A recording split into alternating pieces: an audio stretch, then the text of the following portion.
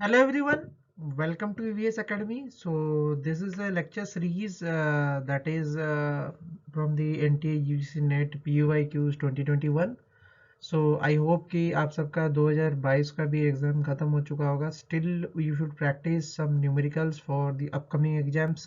जिन लोगों को नया एडमिशन लेना है और वापस से ज्वाइन करना है EVS Academy में, आप सब कोशिश करें कि आप हमारे साथ जल्द से जल्द जुड़ें और आने वाले एग्जाम्स की तैयारी करें. So let us begin the new question that is here. So the first question is asking that at the location characterized by latitude phi 30 degree, pressure is found to vary by 1 mb over distance of 100 km if the density of air mass is 1.25 kg per meter cube. जब जियोस्टॉपिक wind velocity, ये question पूछ रखा है.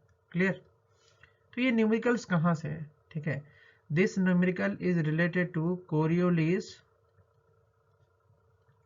Force, pressure gradient force,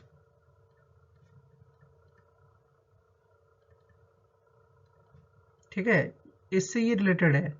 तो ये topic है कहाँ से, अगर बोला जाए, अगर लिटरली पूछा जाए तो ये टॉपिक है कहाँ से, कोई पूछेगा तो ये इन टॉपिक से, कोरियोलिस फोर्स के टॉपिक से और प्रेशर ग्रेडियंट फोर्स के टॉपिक से. तो ये कोरियोलिस फोर्स और प्रेशर ग्रेडियंट फोर्स क्या होता है, उससे पहले वो जानने की जरूरत है कि कोरियोलिस फोर्स और प्रेशर ग्रेडियंट फोर्स होता क्या है.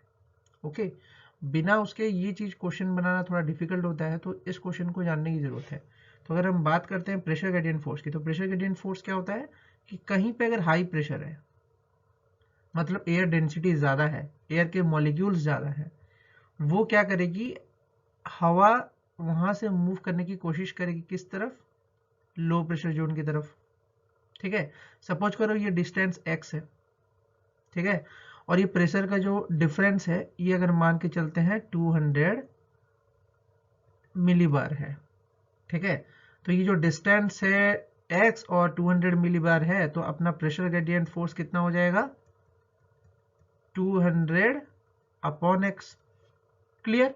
तो ये प्रेशर ग्रेडियंट फोर्स का फॉर्मूला होता है. क्लियर? अगर हम कोरियोलिस फोर्स की बात करें तो कोरियोलिस फोर्स क्या होता है, ये एक तरीके का अपरेंट फोर्स होता है. Why this apparent force happen, अगर सपोज करो कि ये तुम्हारा अर्थ है, ठीक है, और अर्थ जो है वो ऐसे रोटेट कर रहा है, तो नॉर्दर्न हेमिस्फीयर में अगर कोई भी ऑब्जेक्ट मूव कर रहा है तो वो दूर से राइट हैंड साइड डायरेक्शन में घूमता हुआ दिखेगा. ठीक है, जबकि सदर्न हेमिस्फीयर में कोई चीज मूव कर रहा है तो वो लेफ्ट हैंड साइड घूमता हुआ दिखेगा. मतलब clockwise rotation in northern hemisphere and anti clockwise rotation in southern hemisphere. ये है फंडा, यहाँ है. ठीक है, तो ये एक तरीके का एपरेंट फोर्स होता है और ये only due to rotation of earth होता है. कोई भी क्वेश्चन आता है तो लिखो सीधा only due to rotation of earth. Clear है? ओके, अब बात करते हैं इस न्यूमेरिकल को सॉल्व करने की. ठीक है, तो इसमें क्या पूछा उसने, देखो लैटिट्यूड दिया है 30 डिग्री. क्लियर है?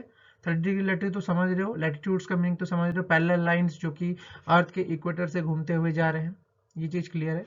प्रेशर ग्रेडियंट फोर्स जैसे कि मैंने बोला, ठीक है, ये क्या होता है, change in pressure upon change in distance. Okay, that is clear. तो यहां से अगर हम बात करें तो ये क्या हो रहा है कि 1 mb अपॉन 100 किलोमीटर हो रहा है, तो ये 100 पैस्कल अपॉन तुम्हारा क्या हो रहा है, 100 into 1000 metre, that is equal to 10⁻³ pascal per metre. इतना डिक्रीज हो रहा है. क्लियर है? काफी कम प्रेशर है बट हो रहा है. ओके, प्रेशर ग्रेडियंट फोर्स हो रहा है, यहाँ पे बन रहा है ऐसा. ओके, अब मैं बात करता हूँ कि मैंने एक कॉन्सेप्ट पढ़ा है कि कोरियोलिस फोर्स और प्रेशर ग्रेडियंट फोर्स, कहीं ऐसा भी जगह मौजूद है अर्थ के टॉप एटमोस्फेयर में जहां पे क्या होता है, ये दोनों बराबर हो जाते हैं, ये इक्वेट हो जाते हैं, एक दूसरे को खींचते हैं एक दूसरे की तरफ. ठीक है, बराबर कर देते हैं, एक दूसरे के फोर्स को इक्वेट कर देते हैं.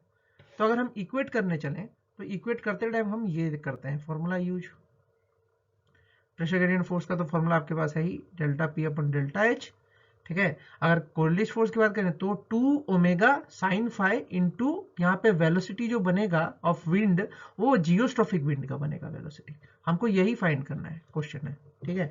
अब डेंसिटी ऑफ एयर दे रखा है, that's why multiplied the density of air to its velocity.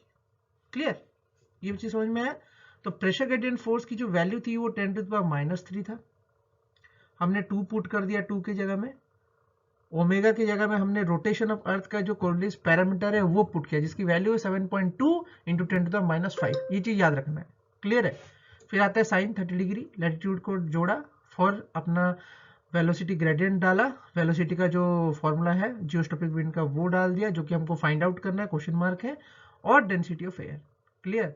तो ये वैल्यू जो पुट करते हो यहाँ पे 10⁻³ इंटू 10⁵ आ जाता है, जो कि 10⁻² हो जाता है, और नीचे ये 2 कट आउट हो जाएगा साइन 30 डिग्री से। क्यों? क्योंकि साइन 30 डिग्री की वैल्यू कितनी होती है? हाफ।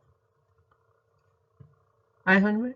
ओके, तो ये वैल्यू जो टोटल बन के आ रहा है वो बन के आ रहा है तुम्हारा 11.11 metre per second square, that is almost equal to 11 metre per second. Clear है? तो आंसर 11.11 मीटर पर सेकेंड था।